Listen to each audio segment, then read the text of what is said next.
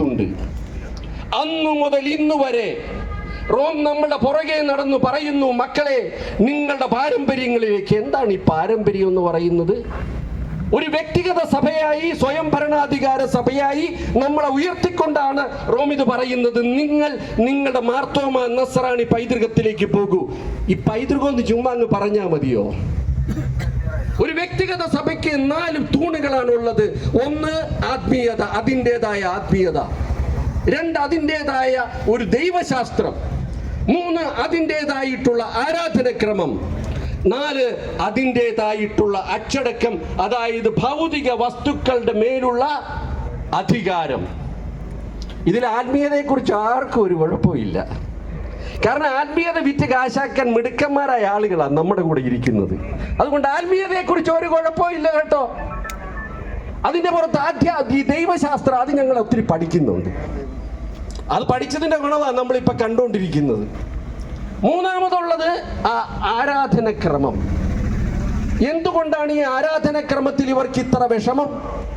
ആ വിഷമം എന്താണെന്ന് ഞങ്ങൾ നേരത്തെ തന്നെ കണ്ടറിഞ്ഞ് ഈ സുനകദോസിന് ഒരു എനിക്ക് തോന്നുന്ന ഒരു 6-8 മാസം മുമ്പ് കൃത്യമായിട്ടുള്ള ഒരു നിവേദനം കൊടുത്തതാണ്.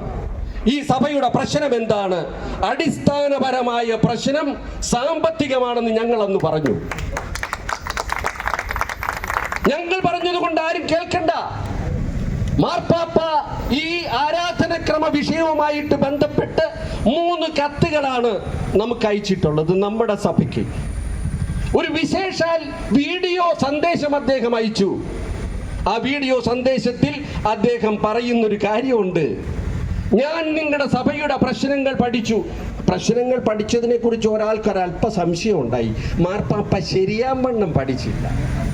മാർപ്പാപ്പയുടെ അടുത്ത് ആരോ ഒക്കെ കൊണ്ടുപോയി കൊടുത്ത കുറിപ്പിന്റെ അടിസ്ഥാനത്തിലാണ് പഠിച്ചത്. ഞാൻ ഇങ്ങനെയൊന്നും ആയിരുന്നില്ല. ഞാൻ ന്യായാധിപനായിരുന്ന കാലത്ത് വഴി കൂടി നടക്കുന്നവൻ പറയുന്നത് കേട്ട് വിധിന്യായം എഴുതിയിട്ടുള്ള ആളാ. പക്ഷെ അദ്ദേഹത്തെ സംബന്ധിച്ചിടത്തോളം അദ്ദേഹത്തെ ആരോ തെറ്റിദ്ധരിപ്പിച്ചിട്ടുണ്ട്.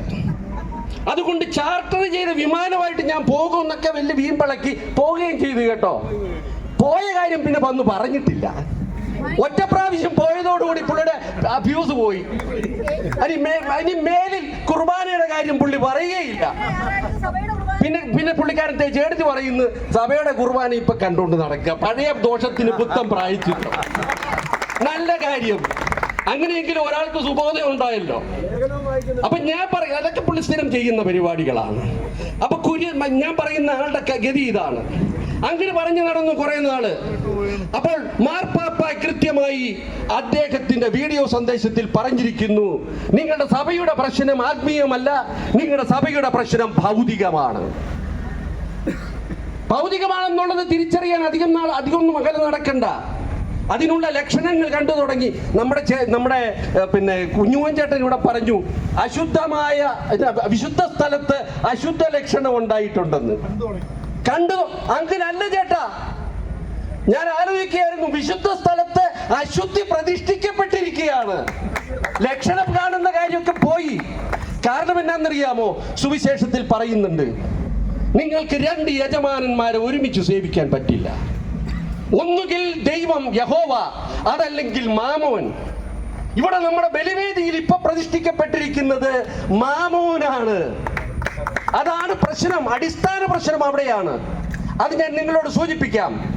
കുറച്ച് നാൾ മുമ്പ്, കുറച്ച് ദിവസമായുള്ളൂ കേട്ടോ, കൊരട്ടിയില് ഒരു വിശേഷതരം തെങ്ങ് പ്രത്യക്ഷപ്പെട്ടു. 20 തെങ്ങ്. 20 എന്നോട് ചേട്ടൻ പറഞ്ഞത്. കാർഷിക യോഗ്യമായിട്ട് ഉള്ള ഭൂമിയിൽ 20 തെങ്ങ് ആകപ്പാടെ വെച്ച് പിടിപ്പിച്ചിട്ടുള്ളത്. വിശേഷാൽ തെങ്ങാണ് കേട്ടോ.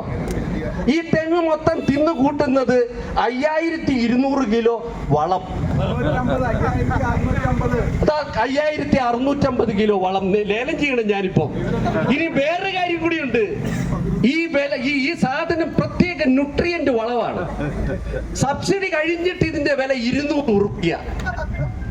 ഞാൻ എൻ്റെ അമ്മയ്ക്ക് സുഖമില്ലാതെ കിടപ്പില്ല. എൻ്റെ അളിയന്മാരൊക്കെ ഉണ്ട്, അവരോട് പ്രത്യേകം നന്ദി അമ്മയെ പരിചരിച്ചതിൻ്റെ കാര്യത്തിൽ. ഞാനെന്നാലും അല്പം വേദനയുള്ള കാര്യമാണെങ്കിലും പറയട്ടെ, അമ്മയ്ക്ക് വേണ്ടി ഈ എൻഷുർ പ്ലസ് ഒക്കെ മേടിച്ചു കൊടുക്കും. ബീ പ്രോട്ടീൻ മേടിച്ചു കൊടുക്കും, അല്പം വില കൂടിയ സാധനമാണ്, പക്ഷെ അതിന് പോലും ഇത്ര വില കണ്ടിട്ടില്ല. എന്റെ പൊന്നോ, എന്തൊരു ജാതി സാധനമാണ് ഈ തെങ്ങിന് കൊടുത്തു വളർത്തുന്നത്. മിക്കവാറും കേന്ദ്ര ഗവൺമെന്റ് ഈ തെങ്ങിന്റെ പ്രത്യേകതയെ ഓർത്ത്, അതിന്റെ അത്യുത്പാദന ശേഷി ഓർത്ത് അവിടെ അന്വേഷിക്കാൻ ചെല്ലാൻ സാധ്യതയുണ്ട്. അപ്പൊ ഇത് അന്വേഷിച്ച് പിടിച്ച് വന്നപ്പോ പ്രശ്നം എന്താണെന്നറിയാവോ? ചില ആളുകൾ ഈ വൈദികരെ ഒന്ന് ബുദ്ധിമുട്ടിക്കാനോ അവരെ കുറിച്ച് അപഖ്യാതി പറയാനോ വിഷമമുള്ള ആളുകളുണ്ട്. അപ്പൊ ഒരാൾ എന്നോട് പറഞ്ഞു, അത് അച്ഛന് വേറെ കൃഷിയുണ്ട്. എടാ, അച്ഛന് വേറെ കൃഷിയുണ്ടെങ്കിൽ അത് പള്ളിയുടെ കാശെടുത്തല്ല നടത്തേണ്ടത്. അതിന് പള്ളിയുടെ കാശല്ല ഉപയോഗിക്കേണ്ടത്. അച്ഛന്റെ കൃഷി അച്ഛന്റെ പോക്കറ്റിൽ നിന്ന് കാശെടുത്ത് നടത്തിക്കോണം. പള്ളിയുടെ കാശല്ല ഉപയോഗിക്കേണ്ടത്. ഇത് കൃഷിപ്പണി. ഞാൻ മാമോൻ എവിടെ എത്തി എന്നുള്ളത് പറയാനാണ് ഞാൻ പറയുന്നത്. അടുത്ത പരിപാടി പരിശുദ്ധാത്മാവ് മൊത്തം നമ്മളെ ബാധിച്ചിരിക്കുക. എരിവ് പ്രാർത്ഥന, എരിവും ഉണർവും കൂടിയിട്ട് കേരളം കഴിഞ്ഞ് ഇന്ത്യ മഹാരാജ്യം കഴിഞ്ഞ് അന്തർദേശീയ എരിവ് പ്രാർത്ഥനകളാണ് നടക്കുന്നത്. അപ്പോൾ എരിവ് സാധാരണ മനുഷ്യാത്മാക്കളെ മാത്രമേ ബാധിക്കുള്ളൂ എന്നാണ് ഞാൻ കരുതിയിട്ടുള്ളത്. ഇപ്പൊ എരിവ് സ്ഥാവര ജംഗമ സ്വത്തുക്കളെയാണ് ബാധിക്കുന്നത്. അത് ഞാൻ മനസ്സിലാക്കിയത് വളരെ വൈകിയ. എൻ്റെ ഭാര്യ ഒരു ദിവസം ഇരുന്ന് തുവാവി എന്ന് പറഞ്ഞു. കാരണം ഈ തമിഴിൽ തുവാവി എന്ന് കേട്ടിട്ടുണ്ടോ? പരിശുദ്ധാത്മാവിന് പറയുന്ന പേരാ തുയാവി. എന്താണെങ്കിലും ഒരു ആവിയാണ്, അത് നമുക്കറിയാം. അത് എന്ത് രീതി പ്രൊനൗൺസ് ചെയ്യണമെന്ന് എനിക്കറിയത്തില്ല. അപ്പോൾ വൈഫ് പറഞ്ഞു, തുയാവിയുടെ പ്രവർത്തനങ്ങൾ നടക്കുകയാണ്. അപ്പം ഞാൻ നമ്മുടെ കാഞ്ഞൂരുള്ള ഒരു സുഹൃത്തിനോട് പറഞ്ഞു, തുയാവി ഇങ്ങനെ വ്യാപിച്ചുകൊണ്ടിരിക്കുകയാണ്. അപ്പൊ അവര് പറഞ്ഞു, ഞങ്ങളിത് നേരത്തെ മനസ്സിലാക്കി. അതെന്തവാ? ഞങ്ങളുടെ പള്ളിയിൽ ഒരു 5.5 കിലോ സ്വർണ്ണം ഇരിപ്പുണ്ടായിരുന്നു. അത് ഉരുക്കി വന്നപ്പം 2 കിലോ ആവിയായിട്ട് പോയി. ഇതാണ് തുയാവിയുടെ പരിപാടി. സ്ഥാവര ജംഗമ സ്വത്തുക്കളൊക്കെ ആവിയാക്കുന്ന പരിപാടി തുടങ്ങിയിരിക്കുന്നു. എവിടെ പോയി നിൽക്കുന്നു മാമോനെന്ന് നോക്ക്. അവിടെ കൊണ്ടും തീരുന്നില്ല. ഈ ഹൗഡിനി പോലെയുള്ള ജാലവിദ്യക്കാരുണ്ട്, നിന്ന നിപ്പിൽ അപ്രത്യക്ഷമാവും. അങ്ങനെ പല പരിപാടികളും കാണിക്കാറുണ്ടല്ലോ മജീഷ്യന്മാര്. ഇതിന് മിടുക്കന്മാരായിട്ടുള്ള ചില ആളുകളുണ്ട്. കാഞ്ഞൂര് പള്ളിയിൽ അതുവരെ വളരെ ഭദ്രമായിട്ട് സേഫിൽ സൂക്ഷിച്ചിരുന്ന കണക്ക് പുസ്തകം അപ്രത്യക്ഷമായി. എന്തൊരു പരിപാടി! അപ്പൊ ഞാൻ അവിടെയുള്ള ഒരു ജോർജ് ചേട്ടൻ, കോയിക്കര ജോർജ് ചേട്ടൻ ഇവിടെ വന്നിട്ടുണ്ട്. എന്നോട് പറഞ്ഞു, ഈ ചേട്ടാ ഇവർക്ക് എവിടുന്ന് കിട്ടുന്നു ഈ കഴിവുകൾ? ബൈബിളിൽ ചോദിച്ചിട്ടില്ലേ, ഇവൻ ആ തച്ചന്റെ മകനല്ലേ, ഇവന് ഈ ജ്ഞാനവും അറിവും എവിടുന്ന്? ഞാൻ പറഞ്ഞു, ചേട്ടാ അതിനെ കുറിച്ച് എന്താ ചേട്ടൻ അങ്ങനെ പറയുന്നു? അല്ല, 210 മാർക്ക് മേടിച്ച് സെമിനാരിൽ പോയവന് ഈ അറിവും പരിജ്ഞാനവും എങ്ങനെ കിട്ടി? സ്വാഭാവികമായ ചോദ്യമാണ്. അപ്പൊ ഞാൻ പറഞ്ഞു, മോനെ അതിനെക്കുറിച്ച് എനിക്കൊന്ന് പഠിക്കാനുണ്ട്. ചേർത്തലയിൽ ഞങ്ങളൊരു മീറ്റിങ്ങിന് ചെന്നപ്പോ അവിടെ ഞങ്ങളുടെ ഒരു സുഹൃത്ത്, നമ്മുടെ പാലൂത്രയിലുള്ള കുറുവച്ചൻ ചേട്ടൻ, അദ്ദേഹം പറഞ്ഞു, എൻ്റെ മക്കളെ ഇതിനെക്കുറിച്ച് യാതൊരു സംശയവും നിങ്ങൾക്ക് വേണ്ട. കാരണം ഈ സെമിനാരിയിൽ 13 വർഷം പഠിപ്പിക്കുന്നത് തിയോളജി ആണെന്നാണോ ചേട്ടത്തി വിചാരിച്ചത്? സ്പിരിച്വാലിറ്റി ആണെന്നാണോ വിചാരിച്ചത്? ഏത് തുളയിൽ കൂടി കാശിട്ടാലും എങ്ങനെയാണ് അച്ഛന്റെ പോക്കറ്റിൽ ചെന്ന് വീഴുന്നത് എന്ന് പഠിപ്പിക്കുന്ന പരിപാടിയാ അവിടെ നടക്കുന്നത്. അതിന്റെ കുഴപ്പമാണ് ഇവിടെ ഈ നടക്കുന്നത്. നിങ്ങളുടെ ബോധനം, നിങ്ങളുടെ പരിശീലനം അത് മൊത്തം തിരുത്തി എഴുതണം. പണ്ടുള്ള ആളുകൾ സമൂഹത്തോട് പ്രതിബദ്ധതയുള്ളതായിരുന്നു. നാട്ടുമെത്രാന്മാരാണ് നമുക്കുണ്ടായിരുന്നത്. ആ നാട്ടുമെത്രാന്മാർ സമൂഹത്തിന് വേണ്ടി, വിശ്വാസികൾക്ക് വേണ്ടി പട്ടമേൽക്കും. അവർക്ക് പട്ടമേൽക്കാൻ അനുവാദം കൊടുക്കുന്നതിന് മുമ്പ് പള്ളിയോഗം അനുമതി കൊടുക്കണം. എന്നാലേ മൽപ്പാനച്ചന്റെ അടുത്ത് പോയി പഠിക്കാൻ പറ്റുള്ളൂ. അത് കഴിഞ്ഞ് വീണ്ടും മൽപ്പാനച്ചന്റെ അടുത്ത് വരണം. ഇവനെ ഈ പറഞ്ഞ പട്ടം കൊടുക്കാൻ കൊള്ളാവുന്ന മുതലാണോ എന്ന് അദ്ദേഹം, നമ്മുടെ ആൾക്കാർ വീണ്ടും ഒന്ന് സർട്ടിഫൈ ചെയ്യണം. ഇപ്പൊ അതിന്റെ വല്ല ആവശ്യമുണ്ടോ? ഏതെങ്കിലും ഒരു മേൽപ്പട്ടക്കാരന്റെ കയ്യിലും കാലും പിടിച്ചു കഴിഞ്ഞാൽ ആർക്കും പട്ടക്കാരനാകാം. അവർക്ക് സമൂഹത്തോട് എന്ത് പ്രതിബദ്ധത ആലോചിച്ചു നോക്ക്. ഇവിടെ നമ്മുടെ കുർബാനയുമായി ബന്ധപ്പെട്ട് അങ്ങനെ പ്രതിബദ്ധത ഉണ്ടായിരുന്നെങ്കിൽ, ദൈവത്തെ ഭയം ഉണ്ടായിരുന്നെങ്കിൽ, ഈ കുർബാനയുമായി ബന്ധപ്പെട്ട് ഈ അടുത്ത കാലത്തുണ്ടായ എത്രയും നീചമായ പ്രവൃത്തി നടക്കുമായിരുന്നോ? നമുക്കറിയാം, പരിശുദ്ധ സിംഹാസനം നമ്മുടെ മേജർ ആർച്ച് ബിഷപ്പിനെ അങ്ങോട്ട് വിളിച്ചു. അങ്ങനെയൊക്കെ പറയാൻ കൊള്ളത്തില്ല കേട്ടോ. വലിയ വലിയ ആൾക്കാരെ വിളിപ്പിച്ചെന്നൊക്കെ പറഞ്ഞാൽ അതൊരു നാണക്കേടല്ലേ. അതുകൊണ്ട് പറഞ്ഞു, ഒരു കാര്യം ചെയ്യും, മേജർ ആർച്ച് ബിഷപ്പ് അങ്ങേര് വലിയ സഹോദരനാണ്, പൈതൃകമുള്ള സഹോദരനല്ലേ, സഹോദര ഒന്ന് എന്നെ വന്ന് നമുക്കൊന്ന് കാണാൻ പറ്റുമോ? ഒരു കാര്യം ചെയ്തേക്കണം, കാണാൻ വരുമ്പോൾ നിങ്ങളുടെ കൂടെയുള്ള മൂപ്പന്മാരെ, സുനകദോസിലുള്ള പ്രധാനപ്പെട്ട ആൾക്കാരെയൊക്കെ ഇങ്ങോട്ടൊന്ന് കൊണ്ടുവന്നേക്കണം. അവിടെ ചെന്നപ്പോ അദ്ദേഹം ചില കാര്യങ്ങൾ ചോദിച്ചു. നമ്മുടെ മേജർ ആർച്ച് ബിഷപ്പ് എവിടെയോ ചെന്ന് പറഞ്ഞെന്നാ പറയുന്നത്, പുതിയ മേജർ ആർച്ച് ബിഷപ്പ്. ഇവിടെയൊന്നും കുഴപ്പമില്ല, അവിടെ ചെല്ലുമ്പോഴാ കുഴപ്പം. കാരണം അവിടെ ചോദിക്കാൻ ആളുണ്ട്.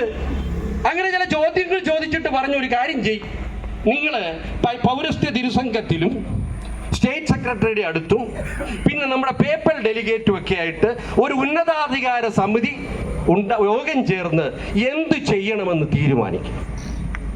അങ്ങനെ തീരുമാനിച്ചു. ആ തീരുമാനമാണ് 4/2024 എന്ന് പറഞ്ഞ് ജൂൺ മാസം 9-ാം തീയതി പുറത്തു വന്നത്. എന്താ പറഞ്ഞത്? ഏകീകൃത കുർബാനയല്ലാതെ മറ്റേത് കുർബാന ചൊല്ലിയാലും അത്തരം ആളുകൾ അങ്ങനെ കുർബാന അർപ്പിക്കുന്ന വൈദികർ സഭയ്ക്ക് പുറത്താരെങ്കിലും പോയോ? ഇതൊരു തരം മന്ദന്റെ തൊഴി എന്ന് പറയും. ഇത്തരം തൊഴി ഒത്തിരി കേട്ടിട്ടുണ്ട്. അതുകൊണ്ട് ഇതിൽ ഞങ്ങൾക്ക് വലിയ വിശ്വാസമൊന്നുമില്ല. മനുഷ്യനെ പോലെ പെരുമാറ്, മനുഷ്യരെ പോലെ വാക്കിന് വ്യവസ്ഥ കാണിക്ക്. അത് കഴിഞ്ഞ് 21-ാം തീയതി അതിലും നമ്മൾ തൃപ്തരാണ്. 21-ാം തീയതി സിനഡാനന്തര സർക്കുലർ വന്നു. ഇവരെ ശരിക്കും പഠിച്ച ആൾക്കാരാരണ്ടാണ് സർക്കുലർ എഴുതിയത്. കാരണം ഞങ്ങളുടെ പള്ളികളിൽ പാലാരിവട്ടം, മാതാനഗർ, അതിനുശേഷം തൃപ്പൂണിത്തുറ 3 പള്ളികളിൽ ഇതേ കാര്യം മുനിസിപ്പൽ പറഞ്ഞു. അതിനെന്തോ ചെയ്തെന്നറിയാമോ? ഞങ്ങൾ കുർബാന അർപ്പിക്കുന്നില്ല. കുർബാന അർപ്പിക്കാത്തവർക്കെതിരെ ഒരു നടപടിയും എടുക്കാൻ പറ്റില്ല. ഞങ്ങൾ ഏകീകൃതവും ചെല്ലുന്നില്ല, ജനാഭിമുഖവും ചെല്ലുന്നില്ല, ഞങ്ങൾ വീട്ടിലിരിക്കാൻ പോവുക. അത് കഴിഞ്ഞ് കുറച്ചും കൂടി കഴിഞ്ഞപ്പോ നമുക്കൊരു കാര്യം ചെയ്യാം, മഠത്തിൽ തുടങ്ങാം. ഇപ്പൊ മഠത്തിലാ കുർബാന, ചിലർ കുശിനിയുടെ കുർബാന. എന്തൊരു അവഹേളനമാണ് ഇവർ വരുത്തുന്നതെന്ന് ആലോചിക്കൂ. ഇത് മനസ്സിലാക്കിക്കൊണ്ട് സിനഡിലുള്ള തലയ്ക്ക് ഓളമുള്ള ആരോ ഒക്കെ കൂടി പറഞ്ഞു ഞങ്ങളൊരു കാര്യം ചെയ്യാം, അതിനകത്ത് മറ്റൊരു കാര്യം കൂടി ഒന്ന് എഴുതി ചേർക്കാം. ഒരു കുർബാനയെങ്കിലും, ആ മുകളിലുള്ള കാര്യം അങ്ങനെ നിൽക്കുന്നു, മേലിൽ ജനാഭിമുഖ കുർബാന അർപ്പിക്കരുത്.